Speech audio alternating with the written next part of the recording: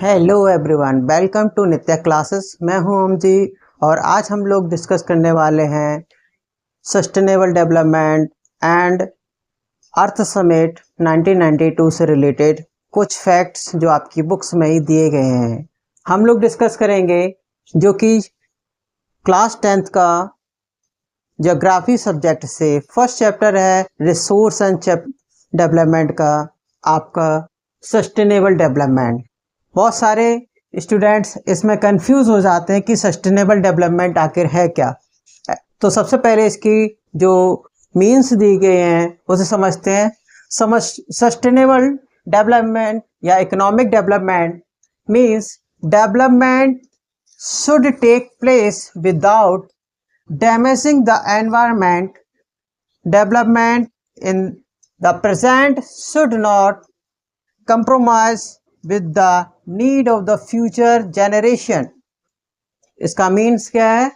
जो हमारा sustainable economical या इकोनॉमिक डेवलपमेंट है वो इस तरीके से होना चाहिए जिससे कि एनवायरनमेंट जो है हमारा वो डैमेज ना हो, है ना। और जो डेवलपमेंट है, प्रेजेंट टाइम का डेवलपमेंट इस तरीके से ना हो कि आगे आने वाली जो हमारी नेक्स्ट जनरेशन है फ्यूचर की, वो भी इसमें बेनिफिट उठा सके। हम फ्यूचर की जनरेशन के लिए प्रेजेंट टाइम की जितने भी रिसोर्सेस हैं वो यूज़ करके ख़त्म कर दें तो आगे आने वाले जनरेशन का डेवलपमेंट भी रुक जाएगा। तो इसके लिए दो चीज़ें इम्पोर्टेंट हैं कि हमारा जो एनवायरनमेंट है वो डैमेज ना हो, और दूसरा कि जो फ्यूचर में हमारी जनरेशन आने वाली है उसके लिए जो भी अवेलेबल रिसोर्सेस हैं प्रेजेंट टाइम में वो फ्यूचर में भी कंटिन्यू रह सके।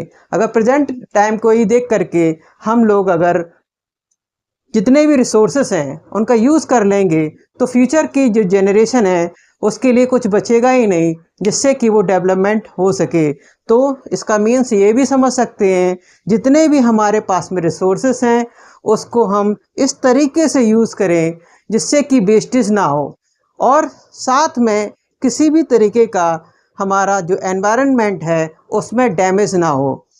लेकिन एक बात का ध्यान भी रखना है कि ओवर यूज़ भी ना करें और उससे एक स्टॉक की तरह रखें जिससे कि फ्यूचर में हम लोग उससे यूज़ करके आगे आने वाले जनरेशन भी उसका बेनिफिट उठा सकें। तो ये था हमारा सस्टेनेबल डेवलपमेंट।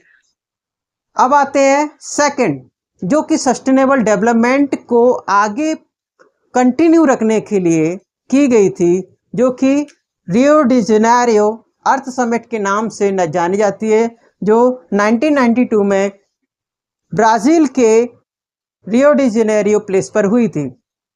जून 1992 में लगभग 100 हेड्स ऑफ द वर्ल्ड और स्टेट्स, जो पूरी दुनिया के लगभग 100 देशों के जो हेड्स होते हैं, कुछ देशों में प्राइम मिनिस्टर्स होते हैं, कुछ देशों में हमारे प्रेसिडेंट्स होते हैं, उन सब ने मिलकर के आकर एक मीटिंग की थी।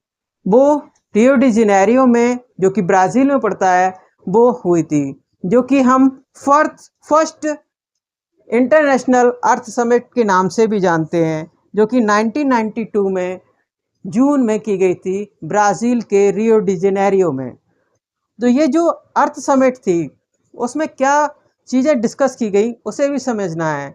ये जो अर्थ समिट थी उसमें एक बात का एड्रेस किया गया कि जो अर्जेंट प्रॉब्लम्स हैं एनवायरनमेंट की, उसको उस एनवायरनमेंट के प्रोटेक्शन से रिलेटेड बहुत सारी चीज़ें डिस्कस की गई और उसमें बहुत सारे डिसीजंस लिए गए कि अर्थ में जितना भी एनवायरनमेंट है उसे किस तरीके से प्रोटेक्ट किया जाए। साथ में एक बात का भी ध्यान रखा जाए, जो सोशियो इकोनॉमिक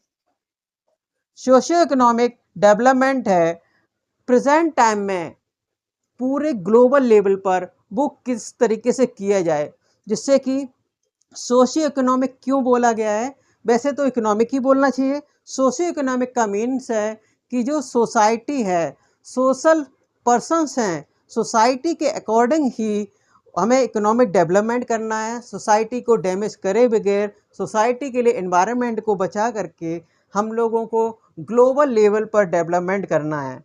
कोई भी कंट्री अगर ज़्यादा कार्बन इमर्शन करता है तो वो कंट्री वहाँ के रिसोर्सेज का ज़्यादा यूज़ कर रहा है और सोसाइटी को भी डैमेज करता चला जा रहा है।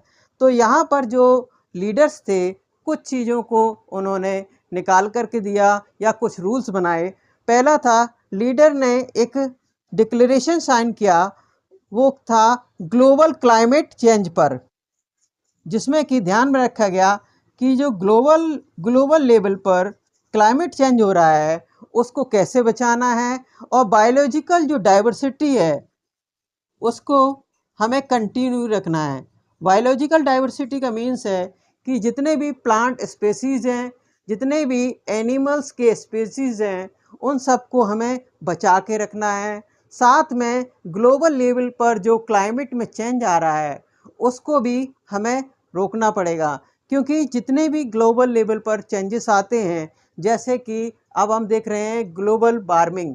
ग्लोबल वार्मिंग में क्या हो रहा है कि अर्थ के बहुत सारे प्लेसेस पर कुछ सालों से जो टेम्परेचर है वो इंक्रीज़ होता चला जा रहा है, और इस इंक्रीज़ होने की वजह से हो क्या रहा है कि वहाँ के लोगों को प्रॉब्लम्स क्रिएट हो रही हैं।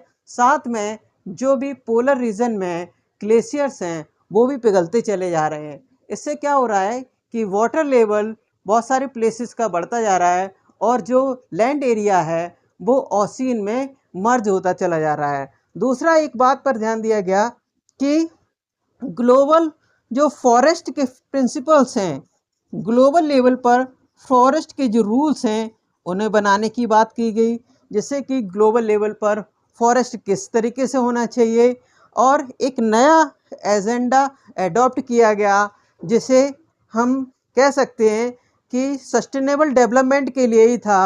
वो था एजेंडा 21, जो कि एजेंडा 21 में एक बात बोली गई। ये एजेंडा 21 एक इम्पॉर्टेंट एजेंडा था जिसमें कि बहुत सारी चीज़ें सस्टेनेबल डेवलपमेंट से रिलेटेड बात बोली गई, और इसको अचीव करने के लिए आगे जो नेक्स्ट सेंचुरी आने वाली थी, 21st सेंचुरी, जो कि स्टार्ट की गई होती है 2000 से।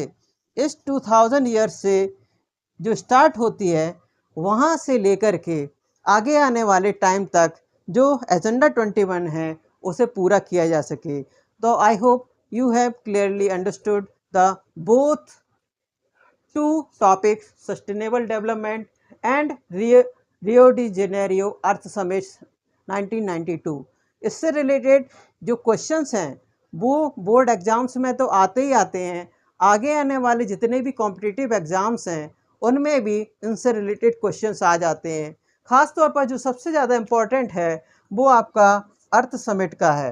अर्थ समिट से रिलेटेड क्वेश्चंस आपको बहुत सारे प्लेसेस पर देखने को मिलेंगे, इसलिए अर्थ समिट को आप एक सब्जेक्ट का टॉपिक ना मान करके एक सोसाइटी का टॉपिक मान करके अगर याद रखेंगे तो बहुत सारे चेंजेस आपके माइंड में आ सकते हैं, जिससे कि हम जो इम्पोर्टेंट फैक्टर बताए थे आपको समझने के लायक, वो थे एनवायरनमेंट में जो चेंजेस हो रहे हैं या एनवायरनमेंट को प्रोटेक्ट करने की बात आ रही है।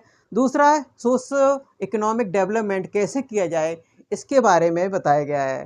तो आज हम लोगों ने कुछ इम्पॉर्टेंट चीज़ों को समझा। नेक्स्ट हम लोग इससे रिलेटेड एक और टॉपिक है उसे डिस्कस करते हैं। अब हम समझने की कोशिश करते हैं एजेंडा 21 क्या है। तो एजेंडा 21 के बारे में बुक में रिटेन फॉर्मेट में लिखा है, it is the declaration signed by the world leaders in 1992। ये हमने इससे पहले भी बताया था जो अर्थ समिट है उसमें, कि जो एजेंडा 21 है उसमें वर्ल्ड के 100 देशों के जो हेड्स थे वो आए थे, जो 1992 में किसी एक प्लेस पर मिले थे, जिसमें कि यूनाइटेड नेशंस की कॉन्फ्रेंस होती है, जो होती है कॉन्फ्रेंस एनवायरनमेंट और डेवलपमेंट के ऊपर, जिसमें एनवायरनमेंट और डेवलपमेंट के बारे में बहुत सारी चीज़ें डिस्कस की जाती है। और इस समिट को, इस कॉन्फ्रेंस को बोला गया UNCED। और जिसमें कि कुछ चीज़ें डिस्कस की गई। मैंने पहले ही बता दिया है कि ये प्लेस जो है रियो डी जेनेरियो ब्राज़ील का एक समिट थी, जिसे अर्थ समिट 1992 के नाम से भी जाना जाता है। इसका जो एम था वो क्या था, इसे समझने की कोशिश करते हैं। इसका जो एम था वो था पहले नंबर पर अचीविंग ग्लोबल सस्टेनेबल डेवलपमेंट। इसमें जो ग्लोबल लेवल पर सस्टेनेबल डेवलपमेंट कैसे हो इसके बारे में डिस्कस किया गया। साथ में एक और नेक्स्ट पॉइंट ये बताया गया कि जो एनवायरनमेंट है उसको डैमेज किए बगैर, एनवायरनमेंट को डैमेज किए बगैर हमें आगे बढ़ना है, पॉवर्टी को रिड्यूस करना है और साथ में डिसीज को भी कम करते चले जाना है। और ये सब किसी एक कंट्री की जिम्मेदारी ना होगी, बल्कि ग्लोबल कोऑपरेशन का एक फैक्टर होगा, जिससे ग्लोबल लेवल पर जो कंट्रीज़ के हेड हैं वो सब एक साथ मिल करके काम करेंगे, तब ये आगे बढ़ कर के सामने आ पाएगा। और ये एक्चुअल में ये अचीव करने के लिए हमें ज़रूरत होगी कॉमन इंटरेस्ट की, साथ में म्यूचुअल नीड्स की और सोशल रिस्पॉन्सिबिलिटी की। कॉमन इंटरेस्ट मीन्स सभी देशों को अपने देश का एनवायरनमेंट ही सही करना था। इसके लिए सब लोगों का जो इंटरेस्ट था वो कॉमन था। साथ में सबकी एक नीड है जो इसे कॉमन नीड या म्यूचुअल नीड्स के नाम से जाना गया। जैसे कि आज नीड है बहुत सारे देश में जहाँ का एनवायरनमेंट ख़राब हो चुका है और ग्लोबल वार्मिंग की कंडीशन चल रही है, वहाँ का जो टेम्परेचर है डे बाय डे इंक्रीज होता चला जा रहा है। ये रिस्पॉन्सिबिलिटी सोशल लेवल पर सभी लोगों को बताई गई। ऐसा नहीं है कि इसको गवर्नमेंट ही करे, इसको डिफरेंट कंट्रीज़ में रहने वाली जो पॉपुलेशन है सबको एक साथ मिलकर के करना होगा। और एक इम्पॉर्टेंट फैक्टर ये भी डिसाइड किया गया जो एजेंडा 21 में ये था कि हर एक देश जो वहाँ का लोकल एनवायरनमेंट है उसके लिए एजेंडा 21 बना सकता है अपने लेवल का। ऐसा नहीं था कि जो एजेंडा 21 यूएनसीईडी की मीटिंग में या समिट में डिसाइड किया गया, जो प्रिंसिपल्स बनाए गए, जो रूल्स बनाए गए, वो सबके लिए इक्वल होंगे, ऐसा बिल्कुल नहीं था। बल्कि ये बोला भी गया, लास्ट में इम्पॉर्टेंट फैक्टर ये बताया गया कि हर एक कंट्री अपने लोकल लेवल पर अपना खुद का एजेंडा 21 बनाएगा और जिसमें कि वो अपने देश के एनवायरनमेंट को अच्छा करने के लिए, उसे डैमेज से बचाने के लिए, उसे प्रोटेक्ट करने के लिए नए रूल्स बना सकता है। साथ में अपने देश की पॉवर्टी को रिड्यूस करने के लिए न्यू रूल्स बना सकता है, अपने देश में फैली हुई डिसीज़ को कम करने के लिए नए रूल्स बना सकता है। साथ में ये भी बोला गया कि ये एक्चुअल में ये कॉमन इंटरेस्ट की बात है, म्यूचुअल हम कह सकते हैं आपकी जो दी गई है नीड्स हैं उनकी बात है। साथ में ये सोशल रिस्पॉन्सिबिलिटी की बात है। हम इस जो एजेंडा 21 है, बहुत सारे स्टूडेंट्स सिर्फ इस पर्पज़ से पढ़ते हैं कि वो एग्ज़ाम का पार्ट है। एक्चुअल में है तो ये एग्ज़ाम का बहुत इम्पॉर्टेंट पार्ट। एग्ज़ाम के हर साल में इससे कुछ एक या दो क्वेश्चन ज़रूर आते ही आते हैं, बट ये एग्ज़ाम का पार्ट ना हो करके ये सोसाइटी को अच्छा करने का पार्ट है, देश को अच्छा करने का पार्ट है। अगर हम देश के एनवायरनमेंट को अच्छा करना चाहते हैं तो हमें उसे डैमेज होने से बचाना होगा। साथ में हम सस्टेनेबल डेवलपमेंट चाहते हैं तो हमें कुछ रूल्स बनाने पड़ेंगे जो एनवायरनमेंट को भी डैमेज ना करें और डेवलप ही होता चला जाए, जिस फ्यूचर के लिए भी हमारे पास में एनवायरनमेंट अच्छा रहे, रिसोर्सेज भी रहें, पावर्टी को भी रिड्यूस करने की बात सोचे। साथ में जितनी भी डिसीज़ डिफरेंट कंट्रीज़ में फैली होती हैं वो देश अपने लेवल पर उन डिसीज़ को कम करने की बात सोचे और ये वहाँ के रूल्स जो वो बनाना चाहे जिसमें कि सभी लोगों का इंटरेस्ट क्रिएट किया जाए कि हमें एनवायरनमेंट को बचाना है, म्यूचुअल नीड्स को बताया जाए कि ये एनवायरनमेंट आपके लिए क्यों ज़रूरी है। साथ में ये भी बताया जाए कि अगर हमारी जो रिस्पॉन्सिबिलिटी है सोसाइटी में रहने वाले हर एक पर्सन की सोशल जो रिस्पॉन्सिबिलिटी है वो भी इम्पॉर्टेंट है। तो आज के लिए सिर्फ इतना ही।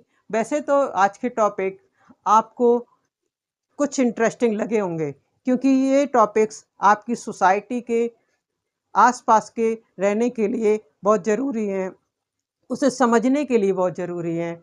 हमें अर्थ को एक अच्छा भी बनाना है, डेवलप भी होना है, सोसाइटी को भी बनना है आगे।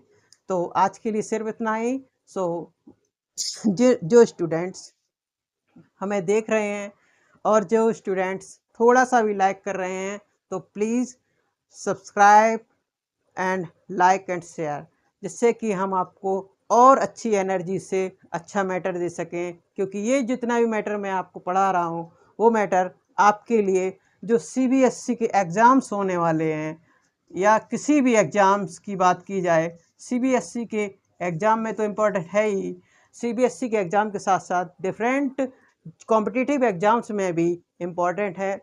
उसके लिए मैं आपको बहुत अच्छा मैटर भी दे सकूं। Thank you and have a nice day.